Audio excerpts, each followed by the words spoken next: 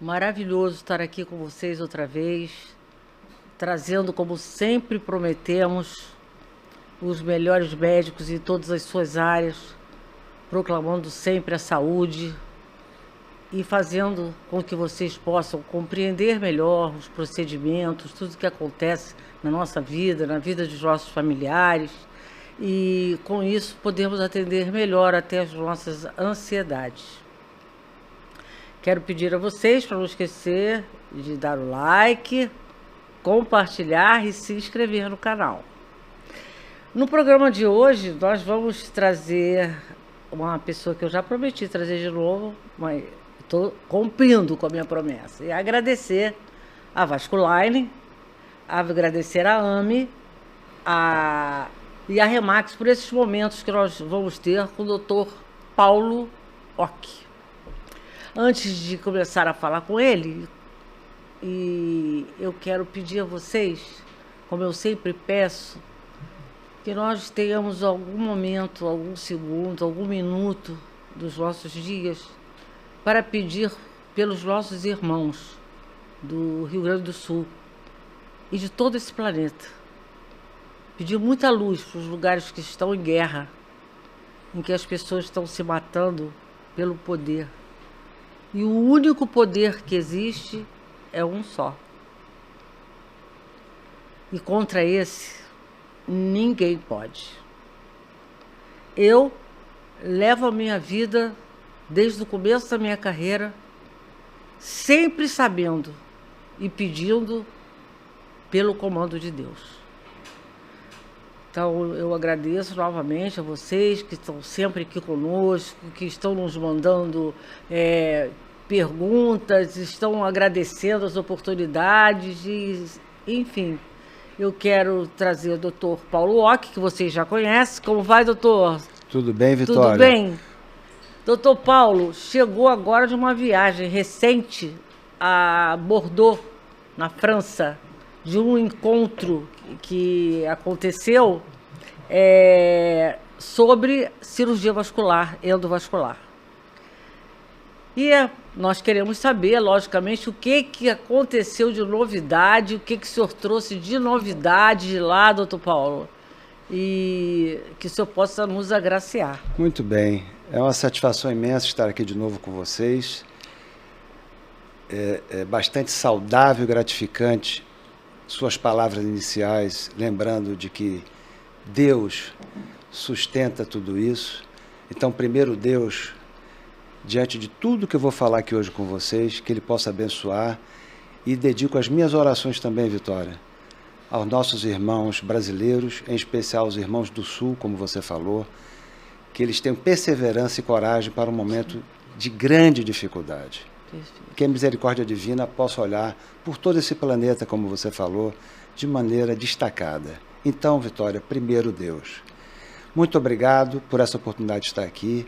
Agradeço também a Vasculine, que me fez o convite, o gentil convite, de poder falar das doenças vasculares, que é a minha atividade ímpar, a minha dedicação, sempre quis ser médico, desde criança, e fui descobrindo na cirurgia vascular o motivo e razão da minha dedicação maior.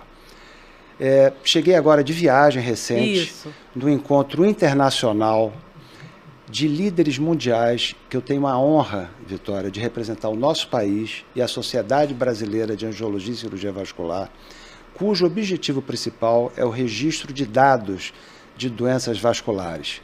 Então, Maravilha. Foi um encontro da Vascunet, que é vinculada à Sociedade Europeia de Cirurgia Vascular, e do ICVR, que é um consórcio internacional, principalmente ligado aos Estados Unidos. Então, um encontro de líderes mundiais para discutir qualidade, eficiência, materiais, registro de dados do que fazemos para que possamos oferecer o melhor ao nosso paciente, que também é nosso objetivo aqui hoje de discussão. Ok. Olha só, né, a responsabilidade de poder entrevistar um mestre, né, doutor Paulo, e ele vai apresentar vocês agora, né? Eu vou fazer algumas perguntas que vocês também pedem para saber, conhecer. E o doutor Paulo vai ter a oportunidade de nos dar uma aula. Vamos lá, doutor Paulo. Obrigado. O senhor gostaria que o senhor, antes de mais nada, explicasse o que é artéria. Então, para o nosso ouvinte, o conhecimento de que nós temos uma bomba central aqui no peito, né? Sim. Inclusive, nós dedicamos nossas poesias também ao coração, pois esse coração, essa bomba, possibilita que o sangue, com elementos nutrientes que nos dão a vida, vão para todas as partes do corpo. Então, para os pés, para o cérebro, para o fígado, para o estômago. As artérias são os condutos, os canais ou tubos, como queiram imaginar, que levam esse sangue rico em nutrientes. Esse sangue ele retorna, só para um entendimento melhor, trazendo os elementos que serão eliminados pela respiração, urina, fezes, pelas veias. Então, as artérias, que têm características diferentes das veias. Então, são dois sistemas que se conectam, mas que têm doenças completamente diferentes. O nosso tópico de hoje, Vitória, vai falar principalmente das doenças arteriais, conforme combinamos. Certo. Então, são os vasos condutores desse sangue que sai diretamente do coração para todas as partes do corpo humano. É por isso que chamam sangue arterial? Sangue arterial. Que é o que vem nas artérias. Que vem nas artérias. Perfeito. Doutor, quais são as doenças arteriais? Então, o que são elas? Como eu disse que esses sistemas são completamente diferentes, as suas doenças também estão diferentes. Então, de uma maneira, tentando ser o mais didático possível, eu diria que em torno de 90% das doenças arteriais se caracterizam nesses tubos condutores de duas formas. Ou pelo seu entupimento, usando obviamente um termo leigo, pela sua oclusão dos vasos, que é formado pelas placas de colesterol, como vocês sabem. Então, esse é um dos mecanismos das principais doenças. E o outro, o oposto, é da dilatação localizada desse vaso. Claro que isso não engloba 100% das doenças arteriais, mas para fins de raciocínio didático, nós temos doenças arteriais que ocluem, como por exemplo a oclusão de uma femoral, que já ouviram talvez falar da gangrena da perna, ou do entupimento de uma carótida que irriga o cérebro e que possa estar relacionado ao derrame cerebral. Então essas são as doenças oclusivas. Mas também, certamente, nós já falamos antes e já ouviram da literatura, revistas, falar dos aneurismas. O aneurisma seria essa dilatação localizada em um vaso arterial. Pode ocorrer na veia também, mas as doenças arteriais se comportam nesses dois grupos de doenças principalmente. E a cirurgia vascular, no campo arterial, vai trabalhar nesses condutores, tratando principalmente esses dois tipos de comportamento de doenças. Certo. Então, vamos supor, né?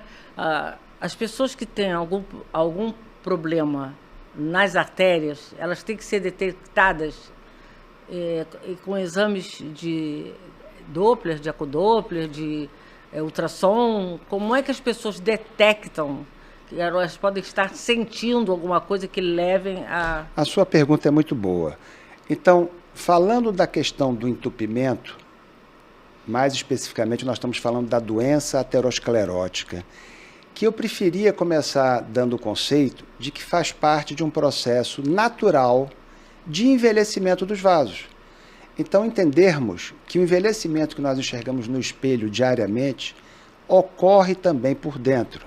Então, a formação de placas faz parte desse processo. Esse processo pode ser acelerado por hábito de fumar, colesterol elevado, obesidade, vida sedentária. Então, isso pode trazer clínica, sintomas. Eu citei aqui, por exemplo, a questão do entupimento da carótida, que pode levar a sintomas tipo derrame cerebral.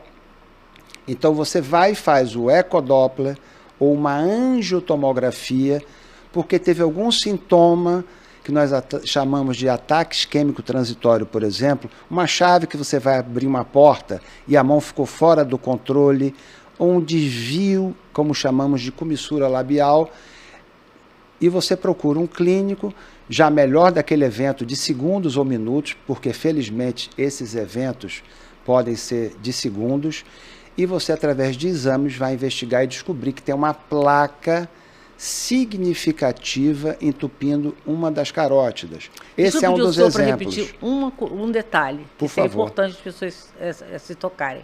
Quer dizer, o fato da pessoa tentar colocar e não conseguir, ter dificuldade, ela já tem que ser... Não é a dificuldade. É uma situação, por exemplo, em que você perde a capacidade motora e do controle. Não é a dificuldade de abrir uma chave. Entendi. É quando você perde o controle, seja de uma perna ou de um membro superior. Nós chamamos isso de... pode ser uma síncope, uma pessoa tem um desmaio. São vários sintomas que podem estar relacionados. De uma maneira geral, respondendo a sua pergunta, para o ouvinte leigo, é que a prevenção é o número 1 dos cuidados gerais. Ou seja, procurar um médico regularmente para investigar qualquer queixa. Mas antes disso, se cuidar. Ou seja, eu disse aqui, por exemplo, que fumar faz mal. Ou seja, não fumar. Tomar água, bons alimentos, evitar a vida sedentária. Então, isso seria prevenção. Bom, o que fazer quando tiver algum sintoma, esses e qualquer um outro, procurar um médico para esclarecimento. Né? Essas doenças arteriais, voltando mais ao nosso tema, Sim. elas vão se desenvolver principalmente esse grupo. Obviamente que eu estou tentando ser didático, mas você pode ter sintomas no paciente jovem também. Isso é importante separar aqui. Mas vão ser vistos principalmente nos pacientes a partir dos 50 anos, 60 anos, esses dois fenômenos, seja a doença dilatadora, o aneurisma, ou as doenças ateroscleróticas. O aneurisma, o senhor falou que é uma dilatação, né? Sim. É uma dilatação. O aneurisma, Vitória, Vitória, né? Exato. O aneurisma se caracteriza por uma dilatação, por um aumento do diâmetro do vaso localizado. Porque, vejam, se ele crescer como um todo, não seria aneurisma. Aneurisma é um aumento localizado num ponto específico do vaso. A maioria dos aneurismas, o seu risco maior é o de ruptura. E veja, Vitória, a sua pergunta dos sintomas, como ela é importante. A maioria dos aneurismas pode ser um achado, ou seja, o que é um achado? Você faz um exame para investigar uma dor na barriga, uma queixa gástrica, um enjoo, um vômito que se repete e acha um aneurisma no ultrassom, aí solicita uma angiotomografia e confirma aquele aneurisma de aorta abdominal, no caso do abdômen, como eu estou me referindo. Certo. Então, os exames de imagem vão sendo solicitados em sequência por um médico, sempre, na necessidade que é vista a partir dos achados iniciais.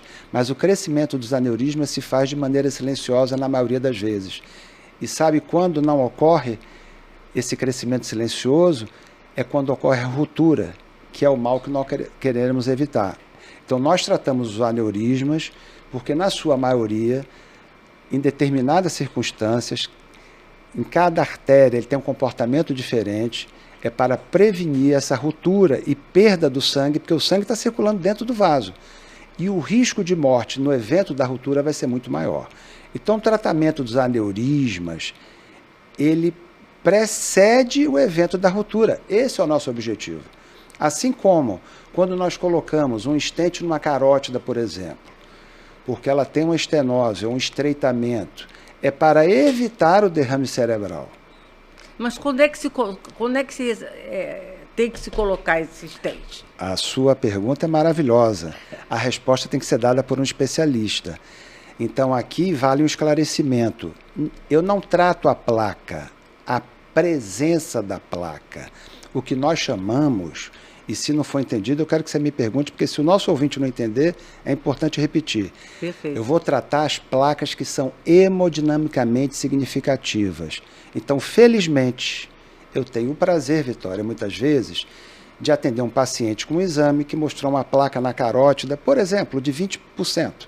Essa pessoa é assintomática, não tem sintomas, e me procura preocupado. Doutor, eu vim aqui porque eu sei que o senhor é vascular, que abre a carótida com bisturi, tira a placa ou coloca stent, mas eu estou com a placa. E essa pessoa tem 75 anos, aí eu respondo, olha, a sua placa, ela não é significativa, ela faz parte daquele processo de envelhecimento, eu tenho que acompanhar essa placa numa sequência de 6 meses ou anual para cada paciente, de acordo com cada caso, mas ela não precisa do tal stent ou do tratamento. Então, a boa notícia, e eu até já disse isso aqui, mas vou repetir, que a gente não fica atrás da porta com bisturi, todo paciente que entra na minha sala precisará de intervenção. Certo. É o grupo que tem um aneurisma, que tem um tamanho que tem que ser operado, e o risco de ruptura é maior. Então, a ciência, e você citou aqui a minha ida a Bordeaux, o desenvolvimento do conhecimento humano a partir da década de 60, na minha especialidade principalmente, mas de todas as outras, faz com que tenhamos os guidelines, as orientações, a medicina baseada em evidências para caracterizar a indicação do tratamento do aneurisma da aorta abdominal, do tratamento do aneurisma da aorta torácica, do tratamento de uma oclusão de femoral, porque pode ser parcial essa placa e nem necessariamente precisar do tratamento intervencionista, que é o que nós estamos falando aqui desde o início.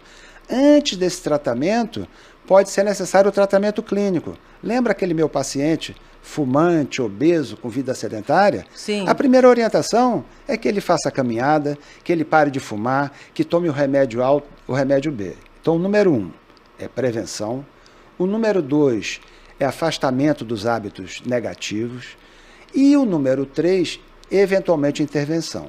Infelizmente, como eu sou um especialista, muitas vezes já tendo um paciente com aquela necessidade primária de intervenção.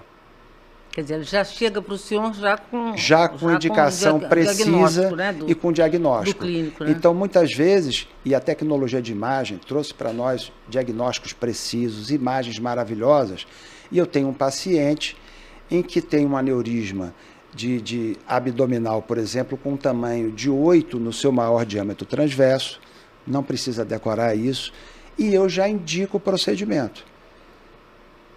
E aí, eu tenho que ter a ciência, se vou, após essa indicação, tratar esse aneurisma de maneira convencional ou por técnica endovascular, que é o ponto também do nosso entendimento aqui da nossa conversa. Certo. Então, houve um desenvolvimento da medicina para procedimentos minimamente invasivos, através das cirurgias endovasculares, para o tratamento dessas doenças todas que nós estamos falando aqui. Que beleza, né? Seja a oclusão de uma artéria subclávia, que irriga o braço, porque, veja, essas doenças podem acometer qualquer vaso no segmento do corpo. Nós citamos alguns segmentos aqui, mas eu posso ter uma oclusão da artéria subclávia. Doutor Paulo, a artéria subclávia é a artéria que vai irrigar o braço, seja ele direito ou esquerdo, a femoral ou a perna. Então, os vasos têm nomes, existe estudo anatômico. Então, nós temos terminologias para podermos nos comunicar e entender do que é que nós estamos falando. Muito bem. Na nossa área, através dessa técnica minimamente invasiva, se desenvolveram os materiais, as técnicas endovasculares para procedimentos invasivos menores. Então, década de 70, 80, tínhamos grandes incisões, grandes cirurgias. Há uma tendência mundial, não só da minha área, obviamente, da urologia, da ortopedia, de procedimentos menores. Sim. E eu pedi, inclusive, a vocês, e eu trouxe aqui uma gama de materiais para apresentar alguma coisa a vocês da importância de que um especialista tenha o conhecimento, como você falou, da doença, e a sua pergunta, da indicação do tratamento, Sim. conhecer os materiais para utilizá-los adequadamente. Então, eu tenho, por exemplo, aqui, ó. Doutor, antes de eu mostrar, Tá. Deixa eu fazer uma pergunta clássica, mas eu queria que o senhor respondesse. O que é hemodinâmica? Para as pessoas entenderem o que é hemodinâmica. Olha, suas perguntas são ótimas, que vão esclarecendo os pontos que eu considero que eu não esclareci. Nada. Sensacional. A hemodinâmica nos trouxe a imagem. O que é o procedimento endovascular? Então, através de um procedimento percutâneo, e aqui eu posso até aproveitar Sim. e juntar com a sua resposta. Amigos, eu entro inicialmente num vaso através de uma punção com uma agulha. Então, eu perfuro a pele para entrar com essa agulha nesse segmento, e para isso eu preciso ter um magnificador de imagem que me mostre por dentro. A hemodinâmica foi idealizada e criada com esses magnificadores. Sim. Então, nós temos os arcos em C, que podem ser utilizados no centro cirúrgico. Temos a hemodinâmica e, de maneira mais moderna e atual, as suítes vasculares, salas híbridas, que têm o conceito de poder usar o centro cirúrgico, a incisão com bisturi, ou a endovascular, porque às vezes nós podemos, a partir da indicação de intervenção, prevenção, tratamento clínico, com orientações e remédios, intervenção, e aí adaptarmos aquela cirurgia que, através do meu estudo pré-operatório, eu indiquei para aquele paciente, eu escolho uma lista de materiais que a agulha fará parte para tratar aquele tipo de lesão. Certo. Então, nesse momento, eu faço todo um estudo, como se eu estivesse intervindo no doente, antes de levá-lo para a sala de hemodinâmica. Então, certo, a hemodinâmica vai me dar uma imagem interna, porque eu não estou pegando nos órgãos diretamente. Isso é a sala de hemodinâmica. Magnificadores de imagem, em que eu posso ver as estruturas vasculares por dentro. Então, eu posso, por exemplo, eu trouxe um videozinho, sim, que eu vou pedir aos amigos para colocarem, que vão nos ajudar nesse entendimento. Pois não. Então, eu estou dentro dos vasos, por favor, o vídeo, e vai ficar muito claro para falar até de alguns materiais. Então, está aí o corpo humano. Em detalhe, em seguida, vamos ver um vaso, e em amarelo em destaque, nós vamos ter ali a placa obstruindo. Não passa, eu venho, estou olhando pelo meu magnificador, venho com um catéter especializado, aí no caso o Outback, que eu tenho a honra de utilizar desde 2012, trazido pela Vasculine e pela Cordes. Ele vai com uma agulha lancetar, passou a placa, porque a dificuldade, gente, é vencer a lesão com o fio guia. Então, através desse catéter especializado, eu ponho essa agulha e passo o fio guia, chegando ao ponto distal, onde não estava chegando o sangue adequadamente. Através desse fio guia, eu retraio esse meu catéter especializado. Veja, eu já venci a obstrução, é a placa amarela gigante. Venho com um balão de angioplastia, eu macero a placa. O que o balão de angioplastia faz é macerar. Ele sai, e para manter e harmonizar aquela parede, eu venho com essa malha de stent, que se abre para retornar o fluxo arterial. Então, aqui para vocês, eu falei do catéter de reentrada, que no caso é o Outback, que eu tenho uma grande experiência, me orgulho de falar isso. Mostrei para vocês o balão de angioplastia e mostrei o stent, que são itens que eu tenho aqui na mesa. Então, eu precisei, ao longo dos 20, 25 últimos anos, conhecer os materiais, saber as indicações. Preciso que vocês entendam que uma carótida, como eu disse, que fica a nível cervical do pescoço, não tem o mesmo diâmetro de um vaso central como a aorta abdominal ou a aorta torácica, que ocupam esse segmento. Então, os stents e balões têm diâmetros diferentes. Eles têm comprimentos diferentes. Os materiais são diferentes. Aquilo que vocês viram ali, a malha do stent se abrindo, nós chamamos de fossa radial. Eu tenho, por exemplo, aqui na mesa, o catéter de Outback, que é esse que eu mostrei ali para vocês em detalhe, e posso mostrar agora. Eu não sei se vai ser possível vocês verem o detalhe, mas ele tem uma ponta diferenciada. É essa agulha que vai ser lancetada dentro do vaso. Então, eu entro com o catéter fechado. Veja, eles são finos, delicados, estruturas que a indústria se dedicou ao longo dos últimos 40 anos para chegar a um catéter maravilhoso como esse e que possibilita eu vencer uma obstrução que com aquele guiazinho simples eu não consigo vencer. Então, eu vou com esse catéter, passo o meu guia, venço a lesão. Veja a importância do fio guia, que foi mostrado aqui no vídeo. E aí, esse aí, doutor? Esse é o catéter Outback. Sim. O fio guia, ele é exatamente uma estrutura, como o nome está dizendo. Olha só, que detalhes importantes são detalhes que a gente nunca viu. São né? detalhes, eu vou mostrar aqui que está mais fácil para mostrar para vocês. Tem uma curiosidade de saber o stent. Então, através de um comando manual, Aonde Por está o insuflação, stent, o stent está aqui dentro, é uma malha. Ai, Então, esse stent é balão expansível. Então, com o insuflador aqui na ponta, eu insuflo o balão que vai abrir o stent para ter aquele efeito que vocês viram no vídeo. Ora, isso aí vai abrir naquela... Vai ficar como se fosse uma malha, né? essa malha vai permitir a arquitetura arterial voltar ao normal, entre aspas, que o fluxo de sangue aconteça, que é o nosso maior objetivo. Veja, o objetivo do cirurgião vascular é restituir o fluxo ao órgão. Então, esse paciente, no caso da artéria femoral, ele não consegue andar direito, porque quando ele anda, o sangue que saiu da nossa bomba central, como eu já falei, não chega adequadamente no pé. Ele anda, sente dor na batata da perna, nós chamamos isso de claudicação. Aí vai no consultório, a sua segunda ou terceira pergunta. Como é que você verifica isso, doutor Paulo? Exame físico. Eu escuto a história, ele não consegue andar, com as minhas mãos, eu vejo que o pulso, o fluxo pulsátil está diminuído, peço o ecodoppler arterial do membro direito ou esquerdo. Confirmo que há uma placa semelhante ao que mostramos aqui no vídeo. E no caso de tratamento, peço ou não peço, se houver necessidade para o meu melhor esclarecimento, a angiotomografia. E aí, amigos, a lista de itens de uma hemodinâmica, desses materiais que tem poucos aqui na mesa, perfazem mais de 800 itens. Então, eu vou escolher os itens para cada caso de paciente.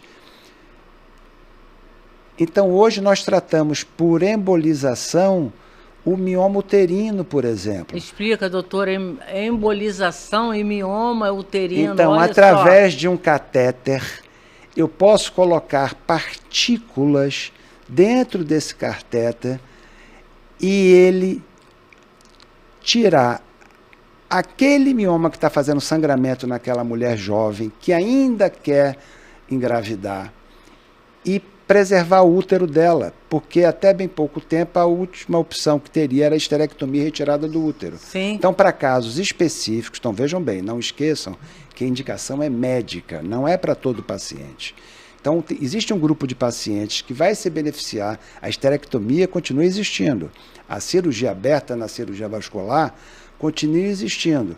O médico analisou, escutou a história, fez o exame físico, pediu os exames e o próprio ginecologista encaminha. Paulo, sugiro uma embolização do mioma uterino. Então, vejam, embolização de esferas para tratamento de metástases hepáticas. Então, os vasos, as metástases são doenças vindas da oncologia, do da câncer, oncologia, né? Que é uma área que, por exemplo, eu não trabalho, mas vale a pena citar. Então, esses condutos arteriais funcionam como vasos navegadores. Você navega nos vasos para atingir um fígado, por exemplo. Aí você vai com um catéter desse tipo que eu mostrei aqui, libera esferas que vão destruir o tumor sem precisar fazer uma cirurgia. Lembrete, a cirurgia continua a existir. Você estudou o caso e avaliou que, nesse caso, caberia a embolização dessas partículas e não a cirurgia. Ou você emboliza primeiro, diminui aquela massa e faz a cirurgia numa condição mais ideal. Então, a massa hoje, seria o tumor. O mioma, no caso, do Não, útero, eu saí do mioma e, me perdoe, e fui agora para o fígado. Sim. Eu estou dizendo que você pode tratar a metástase só com as esferas. Pode tratar com a cirurgia. Ou pode jogar as esferas para reduzir o tumor e fazer uma cirurgia menor. O que eu estou querendo dizer é que a associação de técnicas prevalece. E para associar técnicas, você precisa ter o conhecimento técnico, precisa ser um especialista.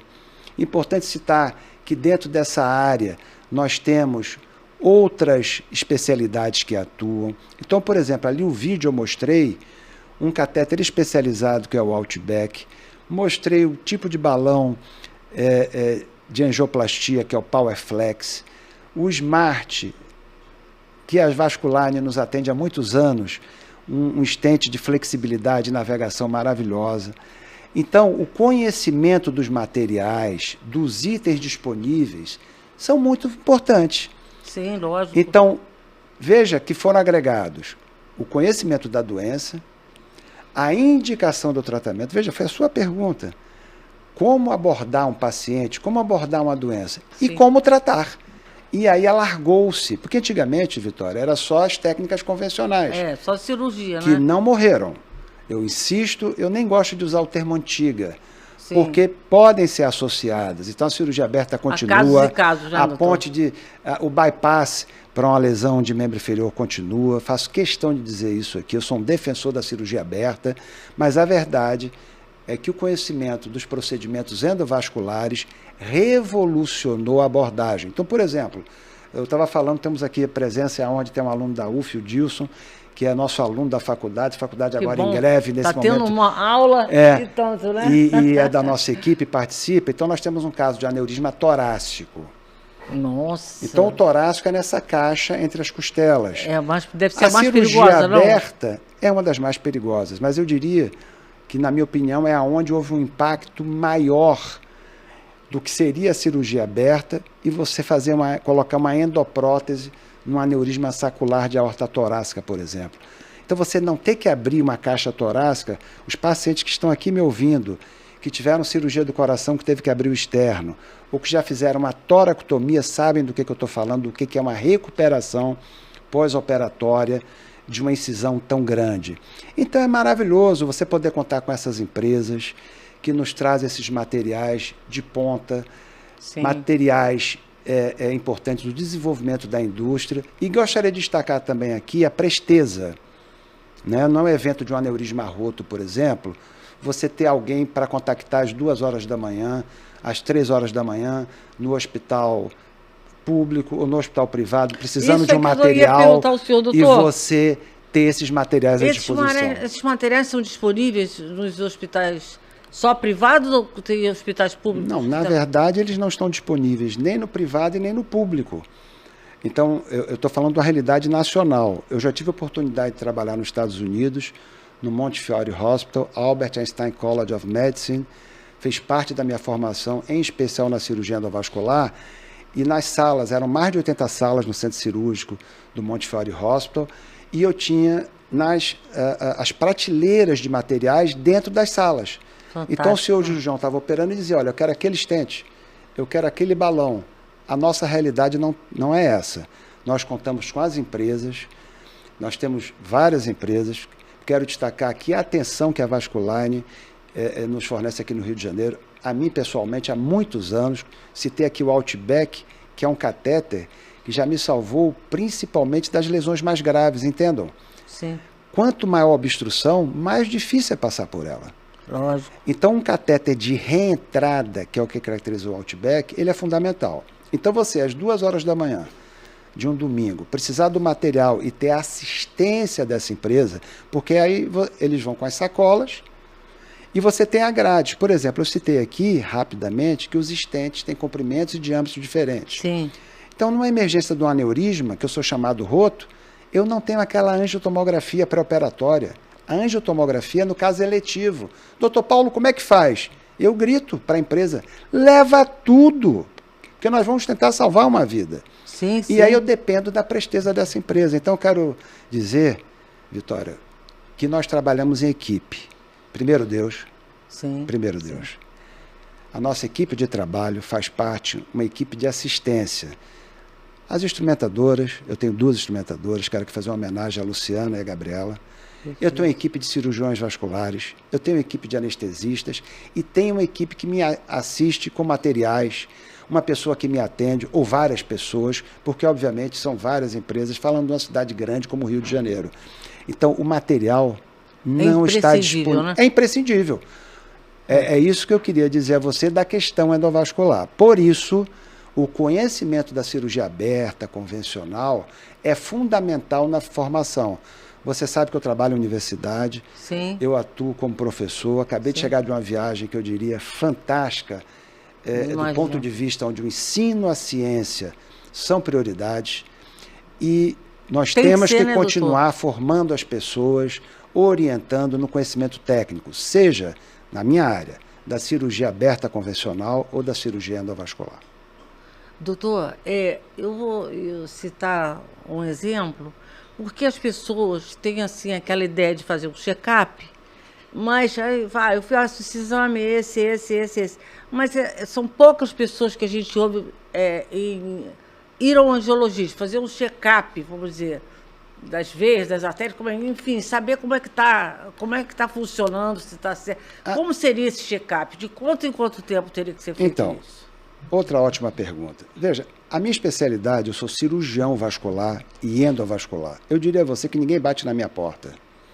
Pelo contrário, as pessoas fogem da minha porta porque tem essa imagem de eu estar atrás da porta com bisturi, imagino isso, para operar as pessoas. Então, quem encaminha esses pacientes para a minha visita é o geriatra, o clínico, o cardiologista. Então, bem claro aqui, o cirurgião vascular não trabalha sozinho, trabalha com o nefrologista, trabalha com o clínico, com o cardiologista, com o geriatra, com todas as especialidades. Bom, você usou uma palavra-chave para mim. Então, além da prevenção, quer dizer, estamos em 2024, não cabe mais uma pessoa fumar. Perfeito. Amigo, a sua vida é seu bem principal, na minha crença, dado por Deus. Se você não se cuidar, você não pode cuidar de mais ninguém, porque essa desculpa de que você está cuidando de terceiros, para mim, não serve. Você tem que cuidar de você para você estar bem para cuidar dos outros, fisicamente e mentalmente. Então, o primeiro ponto, Vitória, é se cuidar.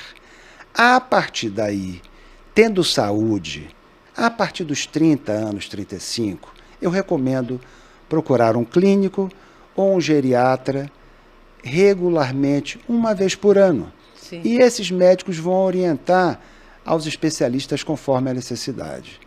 Outra pergunta que eu quero fazer também, bem banal, mas que também a gente escuta demais. A pessoa fez os exames de sangue, está com as taxas todas boas, colesterol, LDL, HDL. Aí então não precisa mais nada, é assim ou não? Eu discordo. Então é isso que eu quero ver do senhor. Na minha opinião, antes disso, voltando ao que eu acabei de falar, a pessoa tem que se cuidar. Porque, veja, uma pessoa que está parada, vendo televisão, comendo biscoito toda noite, naquele sofá, que só levanta para ir ao banheiro ou para dormir, talvez por um período, veja, a natureza do nosso corpo humano, ela permite que você faça isso numa pessoa supostamente sem doenças, por um período. Então, as doenças vão ocorrer mais frequentemente nas pessoas que têm esses hábitos. Sedentário, de não tomar água, de perder a noite. O sono é muito importante. Bom, aí, se você não se antecipa, pode vir a doença. A outra coisa, que foi a sua pergunta, é as pessoas acharem que porque os exames estão bons, nada pode acontecer. Isso. Então, infelizmente, as doenças existem e existe um envelhecimento. Então, eu, por exemplo, estou ótimo. A minha saúde está boa, eu estou bem, estou fazendo atividade física, procuro fazer tudo isso que eu acabei de falar aqui.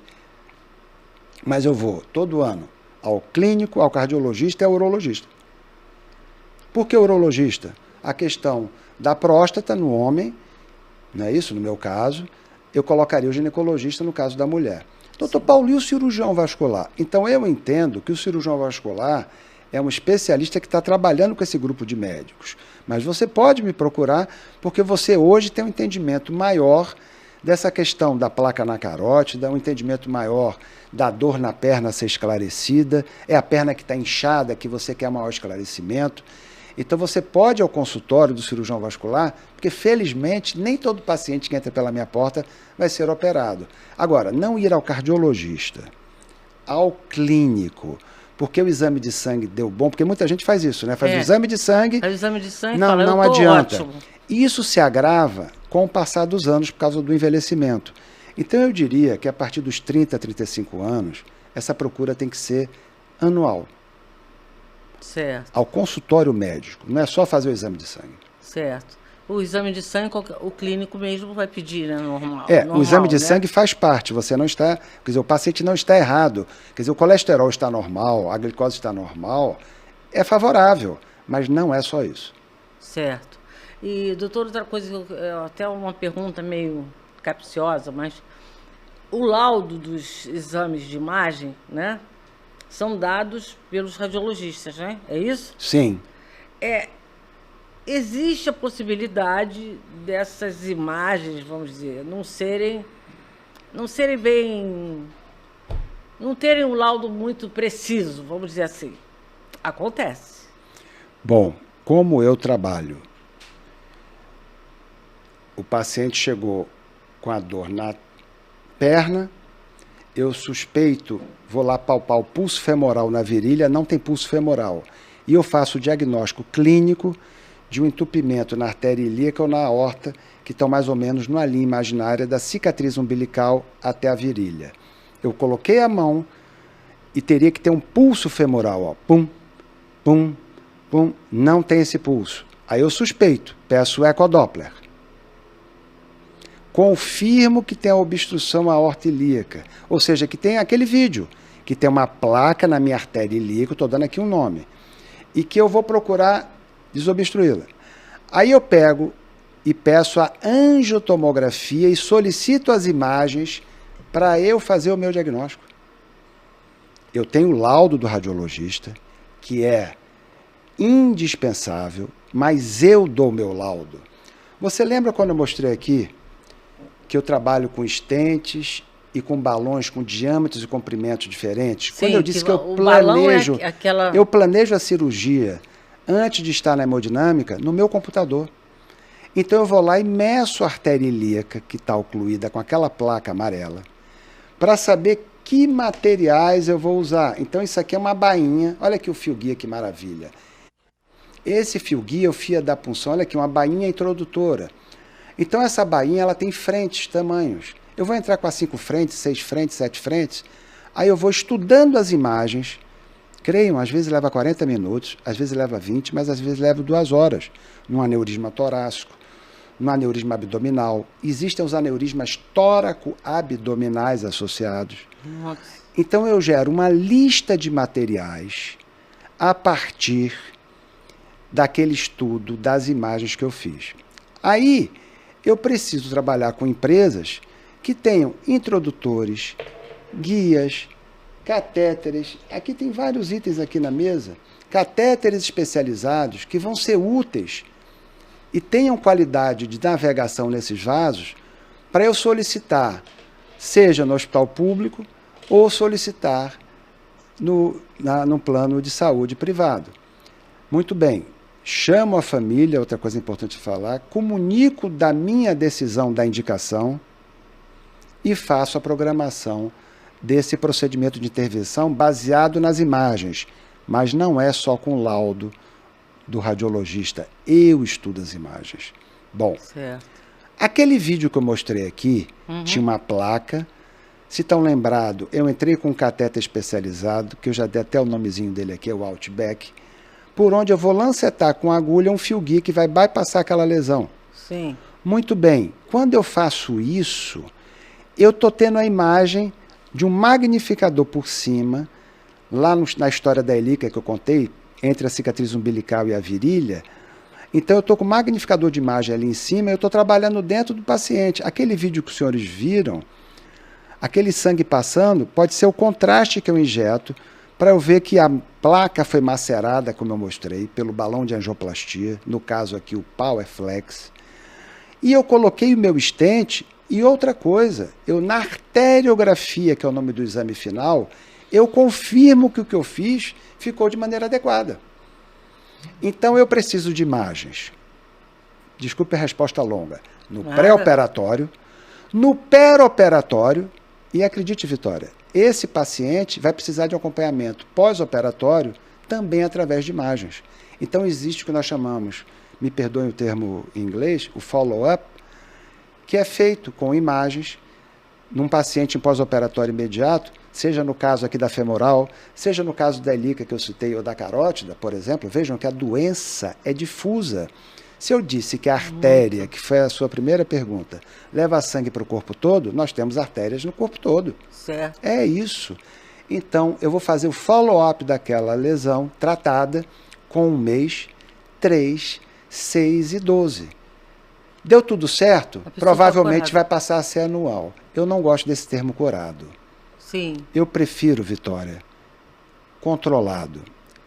Eu me lembro de uma revista Veja, talvez já tenha 20 anos isso. Vamos Eu lá. costumo dizer 10, mas talvez tenha 20. Capa da Veja. 60% do câncer tem cura. Eu não sei se eu diria isso hoje, mas não é a minha especialidade, como os senhores sabem. Eu preferiria dizer 60% tem cura, tem controle. Deixa eu dar um exemplo mais simples. Hipertensão arterial. Dieta, remedinho, a pressão baixa. Sim. Para a dieta e para o remedinho. O que é que acontece? Sobe. Isso é cura? Não. Quem cura, Vitória? Você sabe a resposta. Sim. Então, só ele cura. Certo. Nós não temos essa competência, a não ser que eles não nos dê. E veja, eu tenho fé que isso aconteça. E acreditem, eu já vi milagre. Aliás, eu vejo milagre todos os dias. Eu sou um homem de fé. Eu tenho fé e vejo milagre todos os dias. Com certeza. E sou grato a Deus por isso. Agora, cura é um termo, então todo paciente meu que eu coloquei o stent faz o follow-up. Todo paciente meu que eu coloco o stent toma remédios por causa daquele stent. Veja, Deus não criou o nosso corpo para colocar stents. Né? Com certeza. Por isso é que a indicação lá atrás tem que ser muito bem feita. Lembra, o meu aluno, o meu estudante, ouve isso todo dia. E você fez a pergunta na ferida. Não basta conhecer as doenças, tem que saber a indicação do tratamento. Qual tratamento? Estou sendo repetitivo. Conhecer os materiais, trabalhar com parceiros e equipe que possa lhe dar apoio na hora necessária. Porque lembra do aneurisma roto? Sim. 3 horas da manhã, seja certo. Da segunda ou do domingo. Se ninguém levar a prótese para eu tratar o aneurisma, nós chamamos da endoprótese. No caso, a Vasculine, por exemplo, nos atende com a Encraft. Então ele leva uma grade. Lembra, o aneurisma rompeu. Tocou meu telefone meia-noite. Eu não conheço aquele paciente. Eu estou citando um caso aqui. Sim, sim. É uma historinha fictícia, que já aconteceu algumas vezes. Lógico. Eu não conheço aquele paciente, muito menos o aneurisma dele. Veja, Vitória, talvez algum ouvinte não saiba. Veja, os aneurismas não são iguais. Imaginem um alemão de 2 metros e uma nordestina que vou citar minha avó para não ofender a ninguém, que era pequenininha. As artérias têm tamanhos diferentes nas pessoas. Então, aquele aneurisma que rompeu, eu preciso daquela grade. 2, 3, 4 sacolas. Aqui destacando a importância da participação das empresas distribuidoras que nos atendem nas grandes cidades do Brasil e do mundo, obviamente. Então, esses materiais são essenciais, veja. Amigos, porque o senhor está com o paciente, está vendo o que está acontecendo. Eu vou voltar aqui à agulha. Eu entro na artéria com a agulha, o item 2 é o fio guia. Sem essa agulha, não tem um procedimento endovascular. Olha só. Aí eu estou com a Encraft na mão, mas não levou a agulha. Não serve. Eu preciso de uma empresa que leve a agulha, o introdutor, a Encraft com diâmetros e tamanhos, comprimentos e diâmetros diferentes. Aí eu faço o exame na hemodinâmica com contraste, faço a mensuração na sala pré-operatória. Lembra, eu não tenho angiotomografia no roto. E aí eu implanto a minha endoprótese e, com a permissão do senhor, ele salvar a vida desse paciente, se for possível. Através da sua Esse competência. paciente vai para o CTI, precisa de intensivistas, reposição de sangue, cuidados clínicos, precisa da enfermagem, da fisioterapia. Amigos, ninguém trabalha sozinho. E a ajuda divina é sempre bem-vinda. Esse paciente vai ser acompanhado por mim pela vida toda. Todos os pacientes vasculares que foram tratados, com intervenção ou não, devem comparecer ao nosso consultório por toda a vida. Sim. Doutor, eu acho que hoje a gente ouve falar tanto de coisas que a gente não ouvia há 20, 30 anos atrás, né? Sobre o aneurisma, trombose, AVC e tanta coisa que eu acho que o momento, essa mudança, né, de vida que aconteceu no mundo inteiro, né? Eu acho que isso, de uma forma ou de outra, apareceu, ou isso sempre existiu e ninguém sabia? Bom, o grupo de vocês está me dando uma oportunidade muito grande e a Vasculine que me convidou aqui para falar. Então eu queria continuar aqui lembrando dos engenheiros, da tecnologia, dos cientistas, de balcão, biólogos. Então, o conhecimento humano, né, e outras áreas tão importantes, vivemos agora a Covid, os sanitaristas, os conhecimentos das doenças parasitárias. Então, a medicina, Vitória, que é o que você está dizendo, aumentou e melhorou a qualidade de vida, a perspectiva de vida humana, quer dizer, o prognóstico de vida do homem melhorou muito por conta de coisas fabulosas, né? Um marca-passo que possibilita a vida, uma endoprótese de aorta, né? Nós temos o stent lá, Flex, o Smart que eu citei aqui, que vai navegar em áreas que antes não se conseguia. Entenda que os primeiros materiais, vamos dizer assim, uma primeira geração, década de 70, etc., eram materiais rígidos. Quem desenvolveu tudo isso? Com a ajuda dos médicos, dos cientistas. Foi a indústria. Quando eu digo indústria, engenharia. Sim. Tecnologia, imagem. Você veja que eu falei da imagem no pré, no peri e no pós-operatório. Trabalho de equipe. Perfeito. Isso é muito importante e eu gosto muito de frisar para as pessoas que assistem constantemente, são inscritas no canal, que nós procuramos aqui trazer exatamente os assuntos que a gente ouve sem entender absolutamente nada, porque cada um entende daquilo que faz. Mas a gente sabe que a saúde é essencial, porque a vida é uma só. E nós estamos vendo aqui a capacidade e como a frequência dessas coisas hoje acontecem e a possibilidade que existe de salvar é muito grande, né, doutor? Eu creio que sim, e aumentou muito por conta do conhecimento. Então, voltando ao início da nossa conversa, essa honrosa participação que eu tive agora no exterior, são 2 reuniões anuais. A próxima vai ser em Nova York, em novembro, com esse grupo Vasconet e CVR, e eu representando modestamente o nosso país. Que beleza. Veja, o objetivo primordial aqui. É um prazer imenso, meu estar aqui e de participar desse grupo. É aumentar a sobrevida, a qualidade, especificamente nos doentes portadores de doenças vasculares. Mas essa busca, ela é mundial em todas as áreas, na pediatria, na ginecologia obstetrícia, a enfermagem, os técnicos de enfermagem, uma evolução. Quem cuida do paciente é a enfermagem. É uma maravilha. Eu tive um paciente agora, veja, nós temos complicações. Esse paciente está em casa, que fez uma cirurgia, o Dilson conhece ele, e teve uma intercorrência pulmonar de um tratamento da perna. Olha. Veja, nós cuidamos dele. E diariamente, as técnicas de enfermagem, a fisioterapia na recuperação, esse paciente está em casa bem. E assim existem várias histórias em várias especialidades. O trabalho multidisciplinar é uma lembrança muito importante aqui na mensagem do Saúde Online. Bueno, eu agradeço demais. A gratidão que a gente fala é alguma coisa bem interior, né? Que a gente não tem como extravasar, mas tem como sentir. E eu tenho uma gratidão muito grande pelos médicos, pelos esses grandes mestres que fazem com que a gente possa viver mais com saúde, ter tranquilidade de saber que hoje a oportunidade dos nossos filhos, nossos netos têm pela frente é muito maior. É só estudar muito, querer se aprofundar naquilo que faz, perseguir o seu foco, colocar a sua vida determinada para a realização daquilo que cada um se propôs. E hoje eu tive a oportunidade de trazer do Dr. Paulo Ock, que é um grande mestre em angiologia e cirurgia vascular e endovascular.